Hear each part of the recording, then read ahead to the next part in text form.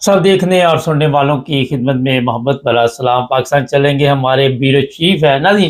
पाकिस्तान में तौहीन मज़हब के केस इतने ज़्यादा हैं, लेकिन अब इनमें कुछ इस तरह की तब्दीली आ रही है कि कई केस जो हैं उनको जनाब कोई अहमियत नहीं दी जा रही। हमारे ब्यूरो चीफ हैं इस वक्त पाकिस्तान में।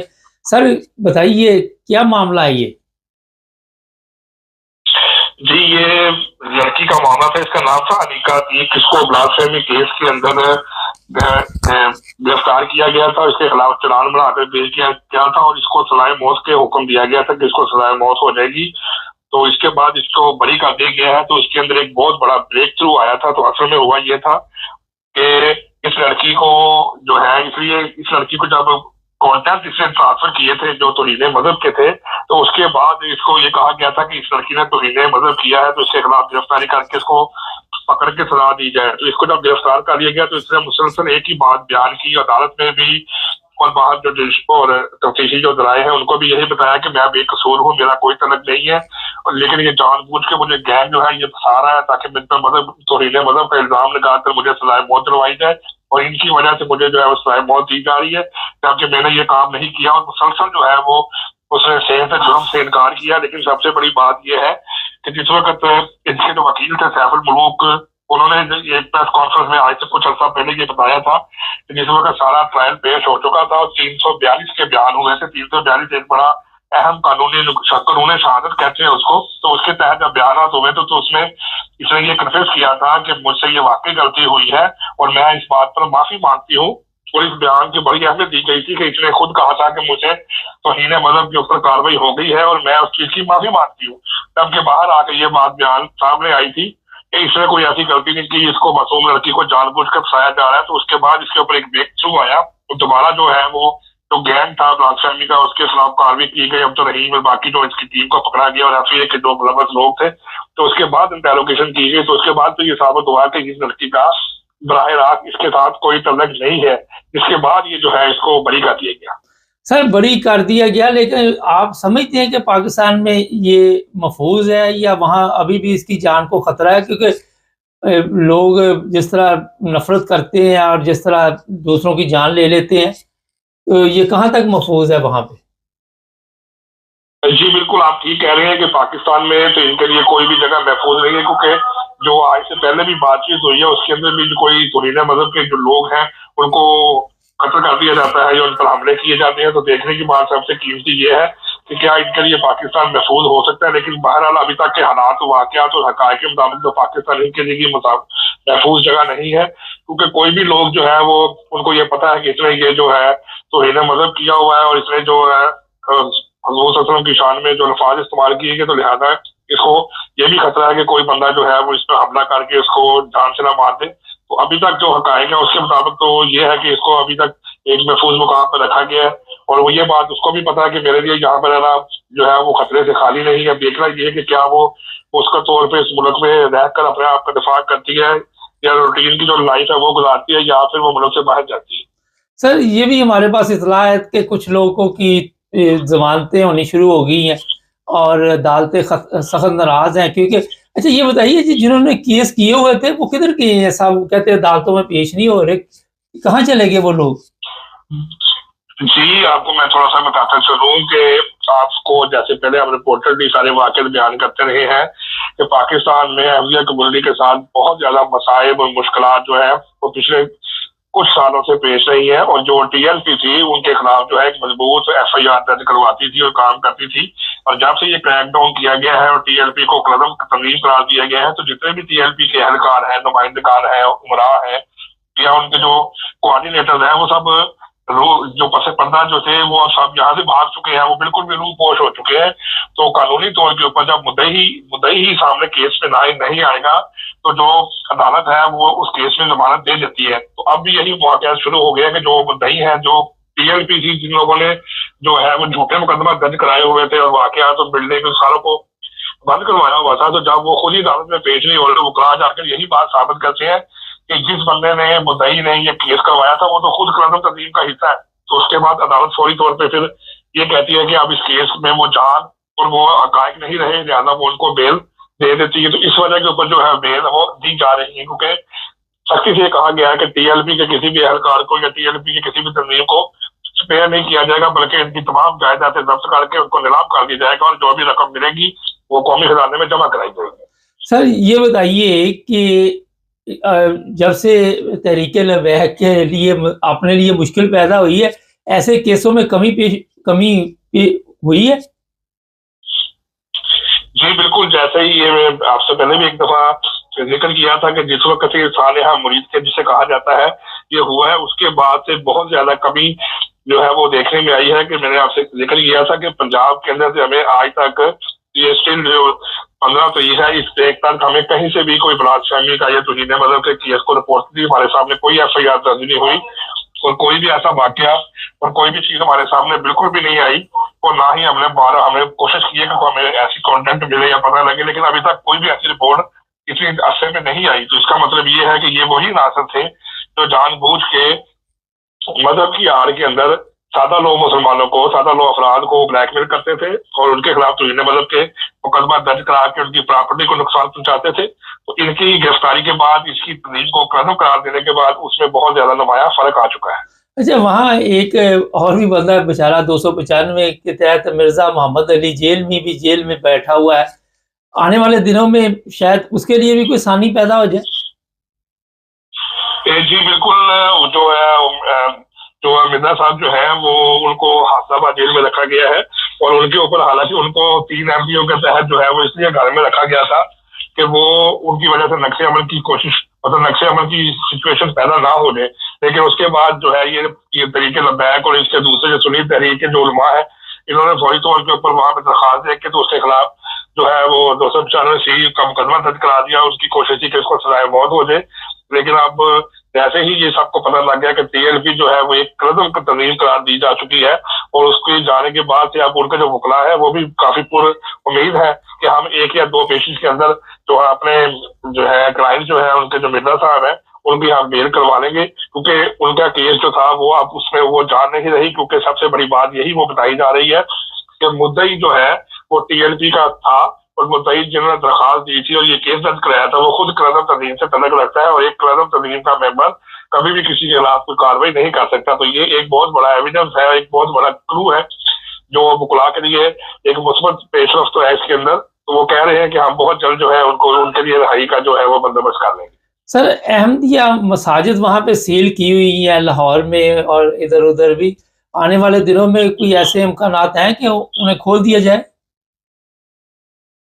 जी बिल्कुल, अगर इसी तरीके से जिस तरीके से ये कार्रवाई की गई है, जिनके पीछे मुद्दई जो है वो TLP के लोग हैं, तो जब जो इंतजामिया है जब उनको ये बात पावर कराई जाती है, ये कराई जाएगी जनाब जी इनके पीछे तो ये लोग थे जिनकी वजह से ये नक्शे अमल की सिचुएशन पैदा हुई है और ये कार्रवाई हुई है, तो इसकी वजह से आपने बंद की थी तो आप इसको खोलें तो जरूर है कि वो भी जो है वो तमाम जो बंद का है वो खुल जाए। क्योंकि पुलिस जो है उनको भी इस बात का इल्म है कि ये सरासर फेक और गलत FIR थी और गलत तरीके से मॉब की सूरत में एक दूसरे को थ्रेट करके जो थानों पर हमला करके बाहर जुलूस निकाल के ये सारी कार्रवाई की गई थी।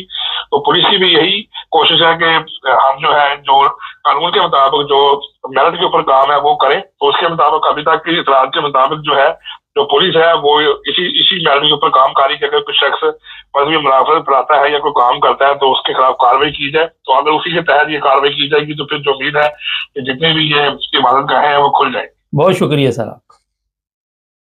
नहीं, 2020 में गिरफ्तार 5 साल, ये 2025 जा रहा है, केस चला, बाद में रहाई मिल गई, लेकिन जो 5 साल अजियत के जेल में इस लड़की ने गुजारे वो मेरे ख्याल इससे पूछें आप, उसकी ज़िंदगी बर्बाद कर दी। और ये जो भी था ड्रामा चल रहा है, जो भी लोगों के लिए मुश्किलात पैदा की जा रही थी मज़हब के नाम पे, अब वो सब क्योंकि ख़ुद उनके ऊपर मुसीबत पड़ी हुई है सब भाग गए। और मैं अदालतों से कहूँगा जो भी गवाह है TLP का उसे पहले बता दे कि अगर इसे सजा ना हुई आपकी गवाही पे या ये जो गवाह शामिल नहीं हो रहे अब पहुँच इनकी गिरफ्तारी की जाए और इनके ऊपर मुकदमा बनाया जाए, क्योंकि ये बहुत ज़रूरी चीज़ है। जब तक अगले बंदे को पता नहीं होगा इस तरह के मामला फिर ज़ाहिर है उस पर कंट्रोल नहीं किया जाएगा। मसाजिद, अहमदिया मसाजिद जो भी पाकिस्तान में सील की हुई है उन्हें फौरी तौर पर खोला जाए, लोगों को उनकी इबादत से ना रोका जाए और किसी को वो नुकसान नहीं देते, कोई स्पीकर नहीं होता वहाँ पे, और कोई किसी किस्म की पाबंदी लगाने की आपको ज़रूरत नहीं है। हाँ, अगर इतनी आपको परेशानी है तो जिस तरह पहले भी आप अपने लोगों को वहाँ पे भेज देते, एक आधा बंदा जो देखता रहता है कि हो क्या रहा है, तो वो अपने कंट्रोल आप कर सकते हैं, चेक कर सकते हैं। लेकिन ना मुल्क को खतरा है, ना अवाम को खतरा है, किसी को खतरा नहीं। किसी को इबादत से नहीं रोकना चाहिए, कोई भी हो, चाहे वो क्रिश्चियन हो, अहमदी हो, हिंदू हो, ईसाई हो, कोई भी हो, किसी को भी नहीं रोकना चाहिए। ये पाकिस्तान जो आज आप देख रहे हैं, इसकी वजह से अब ये जो लोग वहाँ पे जेलों में हैं, अगर वो बाहर आ भी जाते हैं तो उनकी ज़िंदगी को खतरा है। ऐसे तमाम लोगों को फ़ौरन यूरोपियन एम्बेसियों से राब्ता करना चाहिए और वहाँ अपने मामलात जो है वो किसी तरह पहुँचाने चाहिए। तो वहाँ से कोई ना कोई रास्ता वो निकाल देते हैं, उनको पता है कि ये लोग जो है वाक़ई इस चीज़ के मुस्तहिक़ हैं कि इनको यहाँ से निकाला जाए। वैसे भी बेशुमार दुनिया यहाँ पे ऐसी भी आई है जिसको प्रॉब्लम ही नहीं है। ये था जी आज का प्रोग्राम। चैनल को सब्सक्राइब करें, जुड़े रहें। सब देखने और सुनने वालों की खिदमत में मोहब्बत भरा सलाम। अब्दुल क़य्यूम साहब हमारे साथ है। पाकिस्तानी जो जहाँ भी रहता है उसको शायद वहाँ की कम फ़िक्र हो, पाकिस्तान की ज़्यादा फ़िक्र है। और कल 2 जजों ने इस्तीफ़े दिए, क्यों यहाँ तक हालात पहुँचे? 27वीं तरमीम जो है वो इतनी ख़तरनाक क्यों बनाई गई? जी सर, क्या कहेंगे आप? मुबारक साहब, ये मुल्क जो है ये नहीं चल रहा। ये कौम की मेरे ख्याल में आप कह लें बेहिसी है या मुर्दापन है, या इस कौम को पता ही नहीं है कि दुनिया में क्या हो रहा है, किस तरह मुल्क चलते हैं, हमारे हमसाये मुल्क कैसे चल रहे हैं। ये कौम ऐसी कौम है कि इसके साथ बड़ी बड़ी ज्यादतियां हुई और ये टस से मस नहीं हुए। अभी आप देखें कि ये 2 जजेस का रिजाइन, जो सीनियर मोस्ट जज हैं, उन्होंने रिजाइन इसलिए किया कि इस कानून के साथ जो कानून बनाया गया था उसको किस तरह तोड़ा मरोड़ा गया अपनी ख्वाहिश के मुताबिक। Chief of army staff, field marshal, उसको आगे चीफ ऑफ डिफेंस स्टाफ, फिर इसके बाद उसको बादशाह को जो बादशाह ऑफ करप्शन है या बादशाह फ्रॉडुलेंट्स हैं, उसको वापस बुलाया गया। तुम भी आओ, मुमकिन है उसको वो खलीफा बना ले पाकिस्तान का। ये तो सब कुछ कर सकते हैं, कानून इनके हाथ में है, कौम आपकी बोल नहीं रही, अदारे आपके मरे हुए हैं और जो मुल्क के साथ जुल्म हो रहा है हम देख रहे हैं, बाहर बैठे हैं, हमारा वहां पे कोई इंटरेस्ट नहीं है। हम कोई में से, आप में से मैं या कोई और लोग, कोई वजीर आज़म सदर नहीं बनना चाहते। दुनिया का करप्ट तरीन आदमी आज सदर है, दुनिया के आरामखोर लोग पार्लियामेंट है, ये जाली पार्लियामेंट है, ये सब इलेक्टेड लोग ही नहीं है। इन्होंने किस तरह मुल्क सर वो जैली है जी, वो जैली है, असली है, कब्जा तो उन्होंने किया हुआ है। लेकिन ये बताइए कि ये जज जो है ये इस्तीफा देके क्या कौम की खिदमत करेंगे? जब इनके पास पावर होगी तो किसी के लिए आवाज उठा सकती है ना। मुबारक साहब, जब इज्जत ही न रहे किसी की, तो ये तो सीनियर जज, इसको चीफ जस्टिस बनना चाहिए था जिसने रिजाइन किया है। चीफ जस्टिस से उन्होंने कानून चेंज करके इसको पीछे लगा दिया, खुडे लाइन जिसको पंजाबी में कहते हैं, इसको लगा दिया। जो जरदारी कह रहा था कि हमने वो जनरल फैज को खुडे लाइन लगा दिया, यानी जरदारी एक करप्ट तरीन आदमी जिसको सजाए मौत हो जानी चाहिए थी, वो आज सदर है और एक जनरल को कहता है वो चीफ आर्मी स्टाफ नहीं बस है, और मैंने खुडे लगाए, ये खुडे के अल्फाज उसने इस्तेमाल किया है लाइव। तो देखें, जब कौम में आपके इंसाफ नहीं हो रहा, वहां पे जजेस क्या करे? जजेस के साथ जो नहीं, मगर सर वो नवाज शरीफ को जजेस पे बड़ा गुस्सा है। वो कहता है जजेस की वजह से मेरी गवर्नमेंट कई दफा गई और मैं इन अदालतों को छोड़ूंगा नहीं। और एक बहुत खतरनाक प्रोग्राम बन रहा है, पीछे मरियम है या नवाज शरीफ है, शहबाज शरीफ है, वो हर बंदे से वो इंतकाम ले रहे हैं जिसने उनकी गवर्नमेंट को चलता किया था, जिसने उन्हें कहा था कि मुझे क्यों निकाला। साहब ये सही बात है, लेकिन इससे पूछो 3 दफा तुम्हें जूते मार के इस कौम ने निकाले, जूते मार के। तो दुनिया का रामखोर आदमी है, दुनिया का करप्ट, दुनिया का बेईमान, दुनिया का धोखेबाज और झूठा फ्रॉडी। यानी तुम इंसान है, तुम वज़ीर आज़म था, तुम्हें जूते मार के क्यों निकाला 3 दफा? किसने निकाला था? उस वक्त के जो सदर देख रहे थे ये कौन आदमी है, और ये अभी फिर आया खलीफा बनने के लिए, क्योंकि ये इसकी खलीफा पुणे का बहुत पुराना ख्वाब है कि मैं पाकिस्तान का खलीफा बन जाऊंगा, सऊदी अरब जाया करूंगा, वहां पे जनाब मुझे उसी तरह चोगा पहनाया जाएगा और तुम खाना काबा में जाओगे। खाना काबा से तुम्हें तो वहां से कुछ भी नहीं मिलने वाला। ये खाना काबा अल्लाह का एक घर है जो हमें हिदायत सिर्फ की गई है कि इधर मुंह करके नमाज पढ़ो, असल तो अल्लाह है। जिसके लिए हम सब कुछ करते हैं। तो तुम्हें क्या मिलने वाला है, क्या मिला तुम्हें, जेल मिली, भाग गया, सब कुछ। ये पाकिस्तान मुल्क नहीं चल रहा मुबारक साहब, ये करप्ट लोगों के हाथों में आ गया। माफिया, दुनिया के बदतरीन माफिया के हाथों में ये पाकिस्तान चला गया है। और ये आपको कई साल जलील तर इस कौम को करेंगे। आपकी फौज मुर्दा हो गई है, वहां पे जितने लोग हैं वो सब करप्ट हो गए, बेईमान हो गए, धोखेबाज हो गए। वरना ये क्या जुर्रत है, एक ऐसा शख्स जो चीफ ऑफ आर्मी स्टाफ बनने के काबिल नहीं था, उसको फील्ड मार्शल बनाया, चीफ ऑफ आर्मी स्टाफ बनाया, फील्ड मार्शल बनाया। अभी 5 साल और उसकी नई पोस्ट के ऊपर, फिर ये इसको पता नहीं क्या क्या आगे करेंगे। और खुद वहां पे खलीफा बादशाह, दुनिया के आरामखोर लोग, कातिल, क्रिमिनल्स आज बैठे पार्लियामेंट में, अपनी मर्जी से कानून जिधर से मर्जी चेंज कर रहे हैं। आपके जजेस बेईमान हो गए, धोखेबाज हो गए, लानती हो गए, तभी तो ये कानून बन रहे हैं ना। वरना जजेस खड़े हो जाते, खबरदार तुम नहीं कर सकते, वो भी नहीं, वो खामोश है, क्यों, उसकी जेब भरी हुई है, 3 टन उसकी लाश है जो चीफ जस्टिस है, और बाकी जो आरामखोर बैठे हैं। तो जिनके अंदर गैरत थी थोड़ी बहुत, उन्होंने रिजाइन कर दिया, क्योंकि वो समझते हैं कि इस आइन के तहत हम जज नहीं रह सकते। उन्होंने कोशिश की, कितने अरसे से लगे हुए थे वो कि चलो हम चलते हैं, लेकिन आगे जाके फिर उन्होंने ये कर दिया। अभी आप देखिए 28th अमेंडमेंट, 29th अमेंडमेंट, उसमें क्या क्या आने वाला है।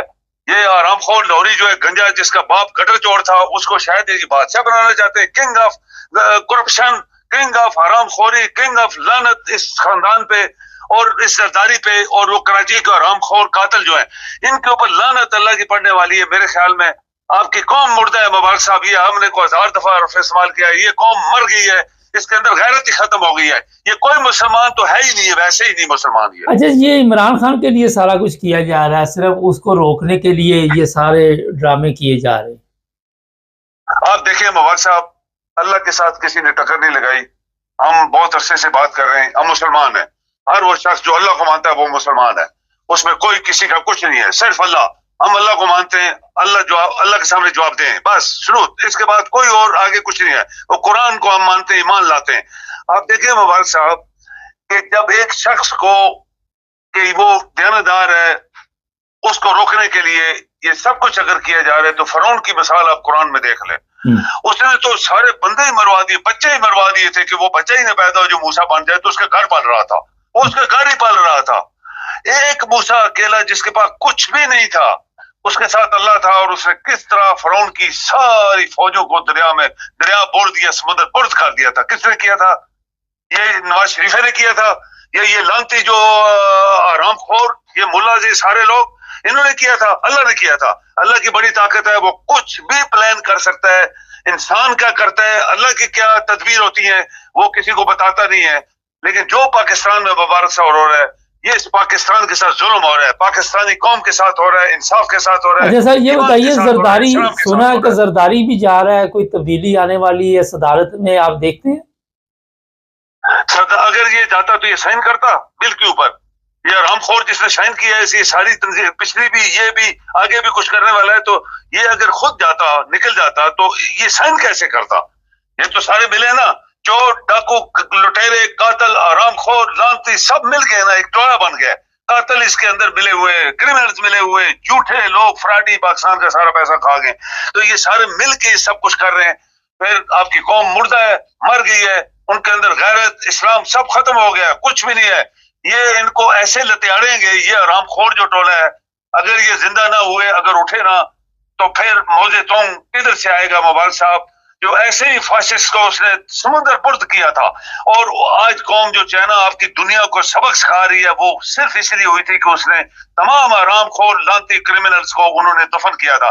तो पाकिस्तान में कौन उठेगा जो इन क्रिमिनल्स को दफन करेगा? हम ये ख्वाब देख रहे हैं कि पाकिस्तान आगे जाए, हम बाहर बैठे हैं, हमारा मुल्क किसी से कम नहीं है। अगर यूरोप तरक्की कर गया जंग अजीम दोम की मार खाने के बाद भी, तो हम जो है, हमारे पास सब कुछ होने के बावजूद में भूखे दंगे हैं पाकिस्तान के अंदर, किसी को कुछ रोटी नहीं मिल रही, ये खा रहे हैं सारे, और तमाम चोर चक्के इकट्ठे हो गए मुबारक साहब। ये बदबख्ती है पाकिस्तान की। और एक आर्मी का चीफ ऑफ आर्मी स्टाफ जो इनके साथ चोर मिल गया, सबसे बड़ा चोर वो मिल गया इनके साथ। मुझे ओहदे देते जाओ, मेरी एक्सटेंशन करते जाओ, मैं पूरी फौज 1 मिलियन आपके पीछे लगा दूंगा। बहुत शुक्रिया सर, मेहरबानी। ये जी अब्दुल कयूम साहब थे। अच्छा, प्रॉब्लम ये है कि एक बंदा भी ये नहीं सोच रहा वहां पे बैठा हुआ कि हम गलत जा रहे हैं, जो गलत जा रहे हैं उनका साथ देते जा रहे हैं। और आज देख ले, आइन कवानीन सबका जनाजा निकाल दिए, कोई चीज़ भी पाकिस्तान के पल्ले में नहीं है पंजाबी में, जो अगर आप समझ सकें कोई चीज़ इनके पास नहीं, अकल भी नहीं है, इतनी इतनी उम्र के हो गए और वहाँ पे आके ऐसी ऐसी सौदेबाजी करते। आप सबको पता ही है जिस तरह सेनेट से ये बिल पे पास करवाया गया, जिस तरह कौमी असम्बली से करवाया गया, तो वहाँ पे सीटों पे भी हक मारा गया। जाली गवर्नमेंट, जाली सिस्टम, इनको क्या फ़र्क पड़ता है? चोरों के हाथ कोई चीज़ आ जाए, किसी चोर के हाथ कोई जेवर आ जाए, सोना आ जाए, तो वो उसको कोई जितने मर्जी पैसे दे दे, तो इन चोरों के हाथ ये मुल्क आ गया। वो जैसे किसी चरसी फीमी शराबी के हाथ कोई कीमती चीज़ आ जाए, हीरा भी आ जाए, तो उसको चाहिए होता है कि वो बोतल मुझे शराब की दे दे। तो ये हालत इनकी बनी है। बहुत ही तकलीफ देह हालात है इस वक्त पाकिस्तान के चल रहे, और जो कुछ भी ये कर रहे हैं, लेकिन 5 साल के बाद भी साहब बादल नहीं जाने वाले। ये आज ही लिख लें, मैंने आपको कहा था कि ये सारी ज़िंदगी रहेगा। अगर कहीं व्हील चेयर पे भी आना पड़ा, किसी तरह भी आना पड़ा, इसको लेके आएंगे। और पाकिस्तान में अगले कोई 20-30 साल तक कोई ऐसा बंदा पैदा होने वाला नहीं तो पाकिस्तान की हालत बदले। अवाम के ऊपर अब काफ़ी मुश्किल दिन आने वाले हैं। चैनल को सब्सक्राइब करें, जुड़े रहिए हमारे साथ, ताकि और आप देखते रहें। सब देखने और सुनने वालों की खिदमत में मोहब्बत भरा सलाम। इरफान अहमद खान साहब हमारे साथ हैं, और ये बता देते हैं आपको कि जर्मनी में कभी कोई न्यूज़ चल रही होती है, कभी कोई न्यूज़ चल रही होती है। खान साहब, जर्मनी को अब लोगों की ज़रूरत है? जर्मनी तो बड़े अक्सर से कह रहा है कि हमें लोगों की जरूरत है। कई मुख्तलिफ स्कीमें निकाली हुई उन्होंने, ये तो कोई नई बात नहीं है। और उसके लिए तो जो जर्मनी के अंदर लोग आबाद हैं, जिनको निकालने की बातें की जाती हैं, उनके लिए भी बहुत सारी स्कीमें गवर्नमेंट ने निकाली हुई हैं। जो लोग स्कीमों से फायदा नहीं उठाते, उनको फिर गवर्नमेंट कहती है कि भाई अब या तो अपना खर्चा उठाओ, नहीं तो ये मुल्क से बाहर जाओ। अब कल जो है जर्मन चांसलर ने यूक्रेन के सदर से फोन पर बात की है। ये बात बाहर आई है कि एक अरसे से जर्मन हुकूमत और यूक्रेन के दरमियान, जो यूक्रेन ने अपने नौजवान लोगों के या मर्दों के मुल्क छोड़ने पर पाबंदी लगाई हुई थी वार की वजह से, वार जोन में होने की वजह से सिर्फ औरतें निकल सकती थी। तो जर्मन हुकूमत उनसे तो कह रही थी कि भाई आप अपने नौजवानों को पाबंदी न लगाएं, बल्कि उनको बाहर निकालें। हमारे पास ऐसे लोग आ रहे हैं यूक्रेन से, जो ज्यादातर औरतें आ रही हैं या फिर बूढ़े लोग आ रहे हैं, तो हमें नौजवानों की जरूरत है। नौजवान लोग जो है उनको बाहर निकलने के लिए, उसमें उन्हें कामयाबी हो गई है। अब जर्मनी यूक्रेन ने पाबंदी उठा दी हुई है, और कल जर्मन चांसलर ने फोन पर उनको ऑफर दिए कि 18 से 22 साल की उम्र के जो यूक्रेन के नौजवान है वो जर्मनी आ सकते हैं, हम उन्हें यहाँ वेलकम करेंगे। हम जो है कि वो कहते हैं पहले हफ्ते में 100 बंदा इस तरह आता था वहां से, अब अक्टूबर से जो है 1796 लोग जो है वो हर हफ्ते आ रहे थे ये यूक्रेन से। तो उन्होंने ये यकीन दिलाने का ये कि हम सोशल वेलफेयर सिस्टम जो है उसमें बहुत तब्दीलियां करेंगे यूक्रेन से आने वालों के लिए। तो इस पे दोनों का इत्तेहाद हुआ है अपने सियासी पार्टियों का, जर्मनी की। उसके बाद बात करने के बाद उन्होंने आगे जर्मन चांसलर ने यूक्रेन के सदर से बात की है। तो ये एक आप कह सकते हैं कम से कम यूक्रेन के लिए पॉजिटिव न्यूज है, और वो लोग जो जर्मनी में आबाद है उनको भी इससे फायदा उठाना चाहिए कि जो लोग जिस मुल्क के अंदर इतने लोगों की जरूरत है, तो बाहर से मायदे कर करके लोगों को बुला रहे हैं, तो जो यहाँ ऑलरेडी मौजूद है वो अगर यकीनन अपने आप को यहाँ अच्छा सेट कर लें, नॉलेज अपग्रेड कर लें, मुल्क के लिए मुफीद हो बन जाए, तो फिर यकीन कोई भी उनको यहाँ निकालने पर तैयार नहीं होगा, बल्कि उनको रखने पे लोग क्या है वो अच्छा स्टेप उठाएगी। जी हाँ सर, इसके अलावा ये है कि जो जी बताइए। एक और बस छोटी न्यूज थी कि भाई आपको पता है कि 2011 से जर्मनी में एक ट्रैवल टैक्स जो है वो लगा था।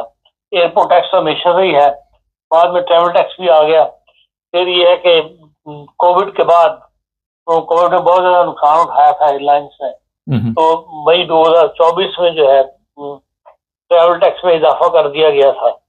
जो छोटी फ्लाइट्स हैं इनसाइड यूरोप उस पर 15 यूरो 53 सेंट्स का टैक्स लगा था। जो दरमियान दर्जे की है 5 घंटे की फ्लाइट उन पर 39 यूरो का, और जो लॉन्ग फ्लाइट थी उन पर 70 यूरो का टैक्स जर्मन गवर्नमेंट ने लगाया था, एविएशन को मिलता था जी। तो अब ये कल की मीटिंग में ये फैसला किया कि 1 जुलाई 2026 से जो एक्स्ट्रा टैक्स लगा था वो वापस ले लिया जाएगा और पुराना टैक्स जो है वो बहाल रहेगा, जो कि इतना ज्यादा नहीं है। तो उससे वो कह रहे हैं कि हम एविएशन इंडस्ट्री को 350 मिलियन यूरो की जो है वो फायदा होगा। ये जर्मन गवर्नमेंट ने कल एक मतलब स्टेप उठाया है। इसके अलावा जो सीमेंस है, जो जर्मनी की बहुत बड़ी कंपनी म्यूनिख बेस जो है, उन्होंने बताया कि अक्टूबर 2024 से लेकर 2025 एक साल में हमने नेट प्रॉफिट जो कमाया है वो 10.4 बिलियन है। और वो कहते हैं कि हमारी मेडिकल मशीनरी और जो हमने सॉफ्टवेयर बनाए हैं मेडिकल के वो बहुत ज्यादा एडवांस और बहुत ज्यादा दुनिया के अंदर बिके हैं, इसलिए हमारा प्रॉफिट जो है वो बिलियंस में चला गया। ये जर्मनी की आप कह सकते हैं छोटी छोटी खबरें। अफगानिस्तान से और भी लोग कल पहुंचे हैं प्लेन में, और एक तरफ जर्मन नाराज हो रहे थे अफगानिस्तान के लोगों को यहाँ लेके नहीं आना, लेकिन रात हमारे पास इतला है एक प्लेन पहुंच गया। और भी लोग आएंगे जो पाकिस्तान में बैठे हुए हैं जिनके साथ ये अफगानिस्तान के वो लोग जिनके साथ वायदा हुआ था वो 2 हिस्से में डिवाइड है। एक वो है जिनकी फैमिलीज यहाँ आ चुकी हैं, जिन्होंने फैमिलीज को ज्वाइन करना है, वो जर्मन हुकूमत कहती है कि हम लेकर आएंगे, जो रह गए उनको भी लाएंगे। लेकिन वो लोग जो अकेले हैं या जिनकी फैमिलीज उनके साथ वहीं पर है, उनके लिए उन्होंने ये ऑफर दी है कि हम आपको वहां ही पेमेंट इतनी कर देते हैं कि आप वहां सेटल हो जाए या अफगानिस्तान वापस चले जाएं या किसी तीसरे मुल्क चले जाएं। तो उसमें उन्होंने 5,000 पर बंदा वो कहते हैं हम दे देंगे। तो आप यहाँ पर मजीद उनको नहीं लेना, लेकिन वो लोग जिनके पास फैमिलीज यहाँ आ चुकी हैं, कोई ना कोई फैमिली का बंदा यहाँ मौजूद है, उस फैमिली को ज्वाइन करने के लिए जो लोग रह गए उनको बहरहाल जर्मन गवर्नमेंट लेकर आएगी। और उन्हीं को कल का जो तैयारा है उसमें वही लोग आए हैं जो जिनकी फैमिली डिवाइडेड थी, कुछ यहाँ थे कुछ पाकिस्तान में थे। जी खासा पाकिस्तान के हालात पे थोड़ी सी नजर डालते हैं। जज इस्तीफे देने शुरू कर दिए हैं उन्होंने, जजों ने, ये जो कुछ भी पाकिस्तान में हुआ है। हाँ बार साहब ये देखें कि 47 जज जो है वो पंजाब हाई कोर्ट के हैं, 24 जज आपके सुप्रीम कोर्ट के हैं, 16 जज आपके सुप्रीम कोर्ट उसमें है, इस्लामाबाद हाई कोर्ट में है, और इस्तीफा देने वाले सिर्फ 2 जज हैं। और जिनको भी उनके कुलीग जो है वो रोकते रहे कि आप इस्तीफा ना दें, हमारे साथ ही शामिल रहे। बहरहाल दो बंदों ने अच्छा फैसला किया है, अपने आप को साबित किया कि हाँ वो जज है और जो जज के फराइज है उससे गाफिल नहीं है। बाकी तो सब बेखे हुआ माल है उसका। जैसे सलाहुद्दीन पनूर साहब ने उन्होंने ये खत लिख दिया है, उन्होंने इस्तीफा नहीं दिया। मेरा ख्याल है उनका इस्तीफा ना देने की वजह यह है कि उनके भी 5 साल पूरे नहीं हुए।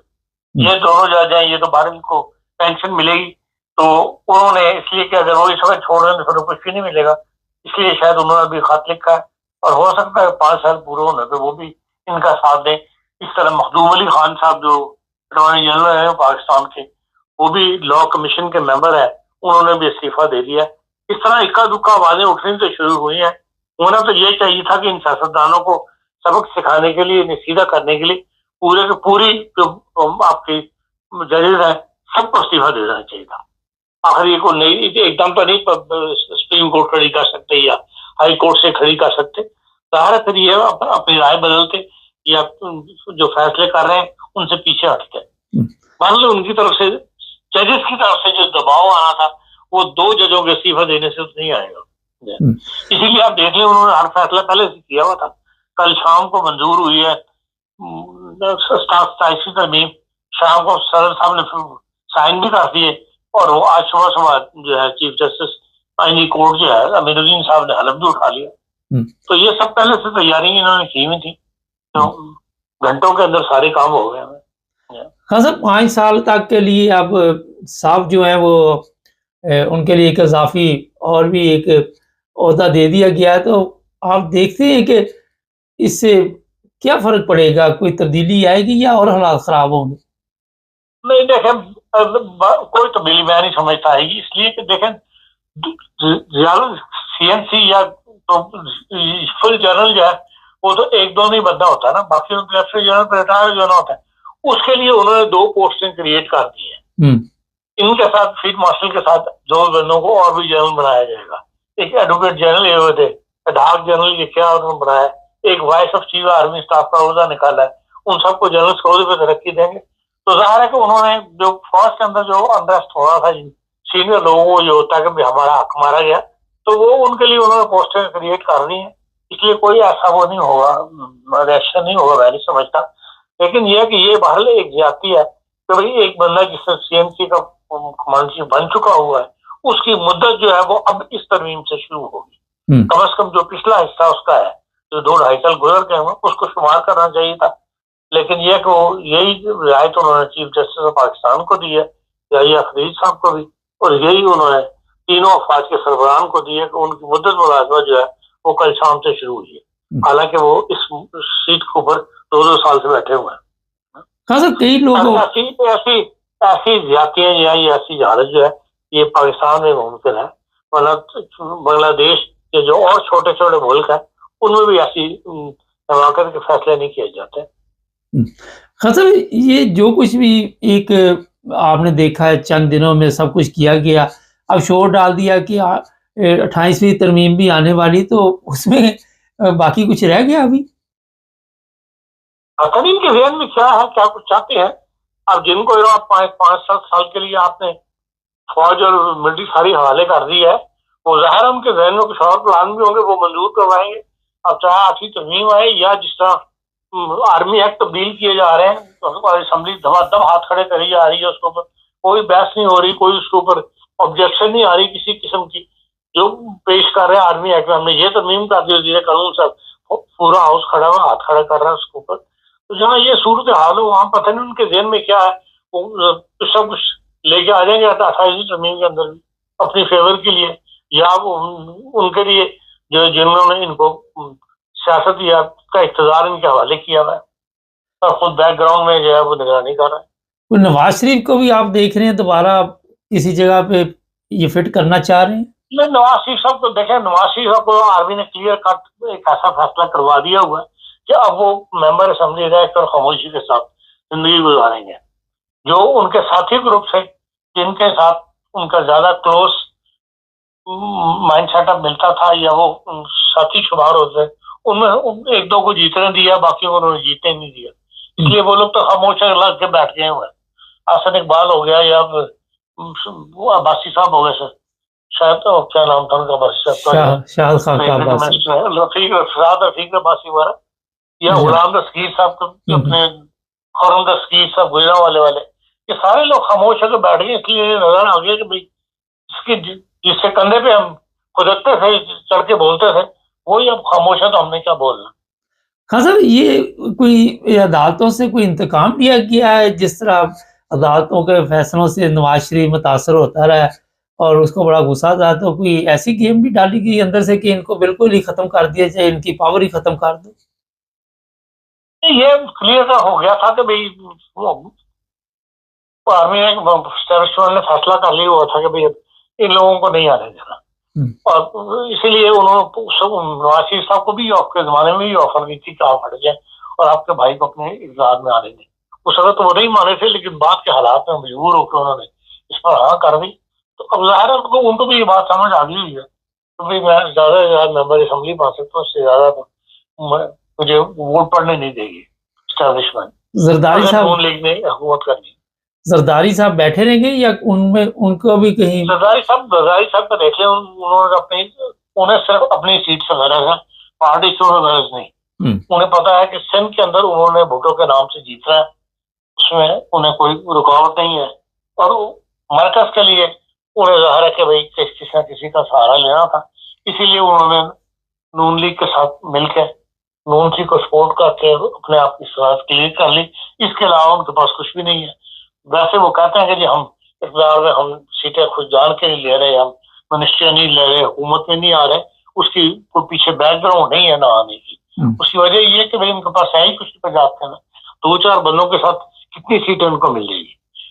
हाँ सर, खैबर पख्तूनख्वा में जी खैबर पख्तूनख्वा में बताया जा रहा है कि हो सकता है कोई तब्दीली आ जाए, ये इस तरमीम के बाद कोई देख रहे हैं आप वहाँ पे भी कोई गवर्नर? इम्कान तो मौजूद है, इम्कान तो मौजूद है। जिस तरह मिलिट्री स्टैब्लिशमेंट अपने आप को स्ट्रॉन्ग कर रही है, वहां पर फिर वो ऐसी हुकूमत लेकर आएगी, गवर्नर राज के थ्रू लेकर आए या अपने तौर पर लेकर आए, जो जिनमें उनकी बात को जो है इम्पोर्टेंस दी जाए, और जिस तरह वहां पे वो कंट्रोल करना चाहते हैं हालात को सिक्योरिटी के नाम पे, वो उसको कंट्रोल कर सके। अभी तक जो जितना पीरियड गुजरा है उसमें वल्लभपुर साहब भी और नए वज़ीर साहब तो और उससे ज्यादा वो आए हैं कि ये लोग एस्टेब्लिशमेंट की बात को नहीं चला रहे। आपको ये देखना है कि पंजाब के अंदर भी जो लाहौर का कोर कमांडर है, जो वो कहता है पाकिस्तान पुलिस या पंजाब पुलिस करने पर उनकी जो आला क़यादत है वो करने पर मजबूर हो जाती है, उसी को फिर फॉलो करना पड़ता है उनको, ऑर्डर को। तो यही तो अगर पख्तूनख्वा वाले उस टर्फ पर चल पड़े तो फिर तो बात बन जाती है, लेकिन अगर नहीं चलते तो फिर जाहिर बात है कि वो सिक्योरिटी के बारे में उन्होंने मर्द फौजी रहे हैं ज्यादा, इसलिए उन्होंने फिर अपने तर्ज हुकूमत जो है जिसको भी चाहिए, चाहे वो गवर्नर आज लाए या जो भी तरीका अख्तियार करें, वो वहाँ पर हुकूमत की तब्दीली के इम्कान मौजूद है। जी, बहुत शुक्रिया खान साहब। ये थे जनाब अरफान अहमद खान साहब, जर्मनी के मतलब भी सूरत हाल आपको आगाह कर रहे थे, मगर तकलीफ दे पाकिस्तान के हालात हैं। और आने वाले दिनों में मैं हमेशा अपने प्रोग्राम में कहता हूँ कि आप याद किया करेंगे जो दिन गुजर गए वही अच्छे थे। चैनल को सब्सक्राइब करें, जुड़े। सब देखने और सुनने वालों की खिदमत में मोहब्बत भला सलाम। नहीं, पाकिस्तान के हालात पे जो भी मुहिब वतन पाकिस्तानी है, चाहे वो किसी भी मुल्क में बैठा हुआ है, ज़हनी परेशानी में मुब्तला जा रहा है, और दिन ब दिन हमारे हालात जो हैं वो कंट्रोल में नहीं आ रहे और बिगड़ते जा रहे। अदलिया है, वहाँ पे जिस तरह इस्लामाबाद में बम धमाके हो रहे हैं, और फिर ज़ाहिर है लोग परेशान तो होते हैं। जुवेद इकबाल चीमा साहब है, मजहबी स्कॉलर है, इनसे पूछेंगे कि चीमा साहब ये बताइए, आज जो अहम सवाल है कि हमारी अदलिया आप कहाँ पे खड़ी देखते हैं, क्योंकि सोशल मीडिया पे तो तरह तरह के नाम सुप्रीम कोर्ट को दिए जा रहे हैं और बताया जा रहा है कि इनके पास अब इख्तियारात भी कोई नहीं, और जब थे तो उस वक्त भी तो कुछ नहीं किया इन्होंने। जी वालेकुम रहमतुल्लाहि बरकातहू। मुबारक साहब, मैं अपने सुनने वालों की खिदमत में भी इस्लाम अर्ज़ पेश करता हूँ। बात यह है कि मुबारक साहब, मिन हैसल कौम, मैं सख्त अल्फाज बोलता हूँ, मैं उसमें शामिल हूँ कि हम एक बगैरत और मुनाफिक कौम है, और दुनिया में शायद इससे बड़ी मुनाफिक कौम कोई ना हो जिसमें मैं शामिल हूँ। मुनाफिकत रूज पे है। दोस्तों, उस मुनाफिकत का आप देख रहे हैं पार्लियामेंट के अंदर कितने बेज़मीर और बेगैरत लोग बैठे हुए हैं, जिनके ना इज्जत और नाम की चीज है उनके पास, ना उनके पास कोई गैरत नाम की चीज है, ना ज़मीर नाम की चीज है। इसी तरह सियासतदानों में के अलावा सहाफत में देख लें, जजों में देख लें, उलमा में देख लें, यानी मिन हैसल कौम हम तबाही की तरफ तो हमने जाना था, तबाह हमने होना था इस कौम ने, और उसके लिए फिर अल्लाह जल्ले शानों का एक निज़ाम कुदरत है। बस वो निज़ाम कुदरत के तहत जो है ना, वो हर कौम को उसी तरह मेरा अल्लाह डील करता है जिस तरह के वो चाहती है, कि जिसको अपना खुद बदलने का ख्याल ना हो, मेरे अल्लाह जल्ले शानों उसकी हालत नहीं बदलती। तो सूरत ये है कि फिरौन के बारे में आपने इतनी बातें सुनी होंगी कि इससे पहले भी बड़े फिरौन आए, खुदाई दावे किए। ये शख्स, इसके बारे में मैंने आपको पहले बताया था कि ये शख्स जो है ना, फील्ड मार्शल जिसका नाम है, और आसमानी जिसका नाम है, और ये नवाज शरीफ का टोला, खासकर ये जनरल गैराज वाली नानी, ये फितने फसाद की जड़ ये नून लीग है, जो सिर्फ अपने इक़्तिदार में रहना चाहती है, और इमरान खान का डर दोनों के अंदर है। एक बात इनमें मुश्तरका है कि एक इक़्तिदार में रहना चाहते हैं, और दूसरी ये है कि इमरान खान का डर और खौफ इतना है कि बस मौत तक इस्तिस्ना मांग रहे हैं सारे के सारे, और मौत तक इक़्तिदार में रहना चाहते हैं। बाकी रही बात आपकी अदलिया की, तो आपने एक बम धमाके की बात भी की। तो बम धमाका जो है ना, ये खुद ये कोई खुद नहीं, ऐसे नहीं हो गया, ये खुद करवाया गया है लोगों की तवज्जो को मबजूल करने के लिए। ये सारा कोई ड्रामा मेरे प्यारे प्यारे प्यारे जनरल साहब की वसातत से हुआ है, और ये जो कुछ ऊपर खबरें उड़ाई जा रही हैं जनरल फैज की, जिससे हमें कोई गर्ज नहीं है, चाहे सुप्रीम पे लटका दो, ये लोगों की तवज्जो हटाने के लिए लोगों को मरवाना, ये इनका पुराना पेशा है। इससे पहले हम नहीं जानते थे, अभी हम 30 करोड़ लोगों की आंखें खुल चुकी हैं कि ये सब कुछ ये खुद करवाते हैं। और उसके आगे बात है अदलिया की, जजों की। मैं कहता हूँ कि अभी तक इनके जमीर नहीं जागे तो फिर कब जागेंगे? अब तो एंड हो गया, अखीर हो गई। इसके बाद भी अगर हमारे जजों के अभी जमीर नहीं जागे तो क्या? अगर एक दो जज इस्तीफा दे भी दें तो उससे क्या फर्क पड़ता है? असूली बात तो ये थी, ये हीरो बन सकते थे। इस वक्त जो जज हैं जैसे मंसूर अली शाह, जैसे अतर मिनल्ला और दूसरे जो इस्लामाबाद हाईकोर्ट के जज हैं, उनको चाहिए ये था कि इस्तीफा भी देते और फिर बार कौंसिल को साथ लेके चलते। और जिस तरह वो कंटुटा बदमाश, वो खुद साख्ता लीडर, वो कई ताना जाल निकला था एक दफा शर्फ के जमाने में, उसी तरह ये कम अज कम जेन्युइन तरीके से निकलते। वो तो अनजेन्युइन निकला था ना, तो ये जेन्युइन तरीके से रोड पे निकलते और इनकी इज्जत अफजाई भी होती, इनकी इज्जत में इजाफा भी होता, इनकी हर तरह लोग इज्जत करते और इनके साथ भी चलते और फिर हालात चेंज हो जाते। मगर अफसोस कि अभी तक कुछ नहीं हुआ। वैसे मेरा मशवरा है कि अभी वक्त है, 1-2 दिन के अंदर सब कुछ हो सकता है। अगर जजों तक मेरा यह पैगाम पहुंचे तो उनकी गैरत जागे तो ये बहुत अच्छा है, क्योंकि इस वक्त पाकिस्तान के अंदर किसी किस्म का कोई इंसाफ का निज़ाम नहीं है, बल्कि कोई निज़ाम भी नहीं है। और दूसरी बात करनी थी, अल्लामा ताहिरुल अशरफी साहब, माशाल्लाह अशरफियाँ तो उनके पेट से नजर आ जाती हैं कि कितनी अशरफियाँ वो खा चुके हैं। और मुत्तकी उस्मानी जैसे और दूसरे उलमा के बारे में बात करनी थी कि उन्होंने एक बयान दिया है कि ज़मीर और उलमा का ज़मीर इतना कोई सस्ता नहीं है कि खरीदा जा सके। वाह, मैं उनसे ये अर्ज करता हूँ मुबारक साहब कि एक मिसाल देता हूँ कि सब्जी वाले के पास जाएं तो सब्जी वाले को मैं कहता हूँ कि मुझे टमाटर दे दो, तो उसके पास टमाटर नहीं है। मैं कहता हूँ आलू दे दो, उसके पास आलू नहीं है। तो जब अल्लामा ताहिरुल अशरफी साहब आपके पास एक चीज है ही नहीं है, आपके पास इज्जत, जमीर और गैरत नाम की चीज ही नहीं है, तो आप बेचेंगे क्या?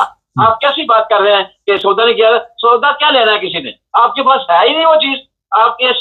ये ऑप्शन आपके पास मौजूद ही नहीं है। शायद आप किसी और ही दुनिया में रहते हैं, आपको पता ही नहीं अपनी औकात का कि लोग आपकी इज्जत शायद वो 2-4 आपके चमचे जो हो वो करते होंगे। आपकी कोई इज्जत नहीं है, आपके पास जमीन नाम की चीज ही नहीं है। आपने बेचना क्या है और खरीदना क्या है? मौलाना फजल मान की तरह रेट बढ़ाना है तो वो अलग बात है। बाकी आपके अंदर मौलाना अल्लामा अशरफी साहब, आपके अंदर जमीन नाम की कोई चीज नहीं है और गैरत नाम की कोई चीज नहीं। ये मैं बात करनी चाहता था आपके पास।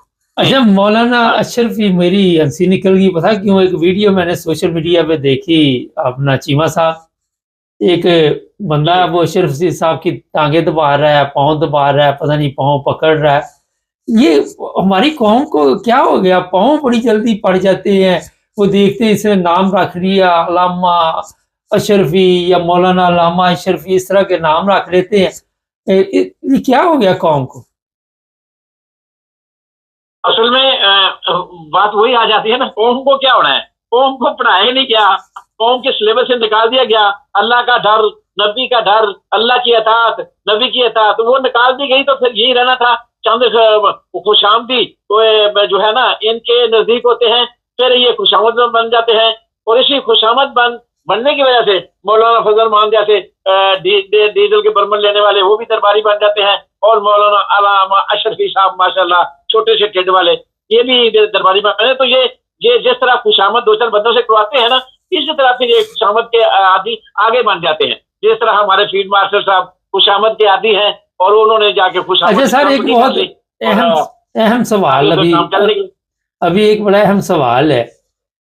इस वक्त हीरो का दर्जा दे दिया गया फील्ड मार्शल साहब को, जो आइन है जो भी, लेकिन एक चीज जो मेरा ख्याल आप बेहतर बता सकते हैं कि आज भी नवाज शरीफ का होल्ड पूरी फौज पे है। उसके होते हुए भी ये फील्ड मार्शल होते हुए भी नवाज शरीफ जब चाहे जो कुछ भी चाहे वो करवा सकता है।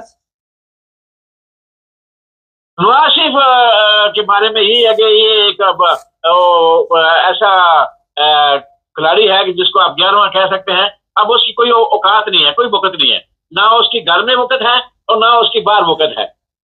उन्होंने इसके नाम पे भी क्लास लगाया हुआ है, इसको भी इक़्तिदार में नहीं आना। अब ये अपने आंसू पता नहीं कहाँ निकालता है और कहाँ वो अपना की नाम जनरल रानी की दी हुई दाश्तों के साथ जिंदगी गुजार रहा है। तो ये इसकी कोई वक़्त नहीं है।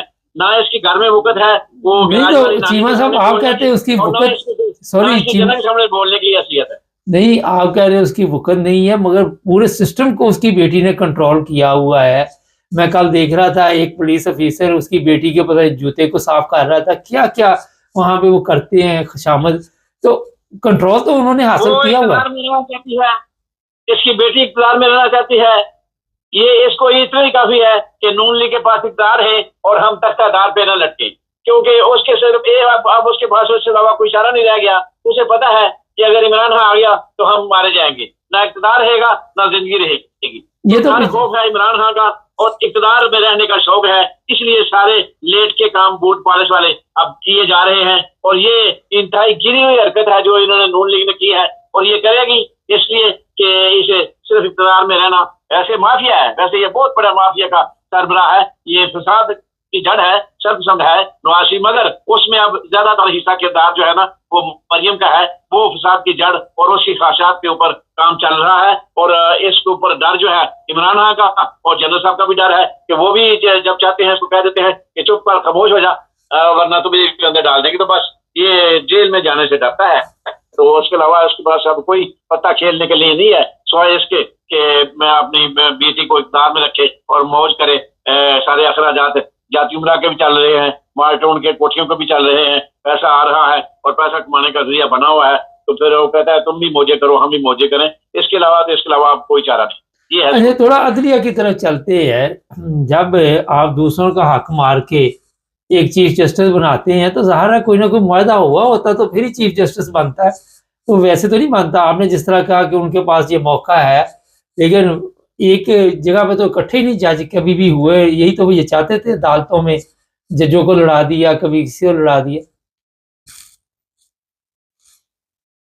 देखिए 3 आदमी तो फायदा ले गए हैं ना इसमें, एक जरदारी ले गया है, एक चीफ जस्टिस अफरीदी ले गया है, उसने इस्तेमाल कर लिया ना अपने, इनको ब्लैकमेल भी कर लिया उसने, कि उसने थोड़ा सा थ्रेट भी दे दिया कि जज उठ खड़े होंगे, मेरे नाम के सब चीफ जस्टिस रहने दें और मुझे चीफ जस्टिस ऑफ पाकिस्तान के हिसाब से मत दें।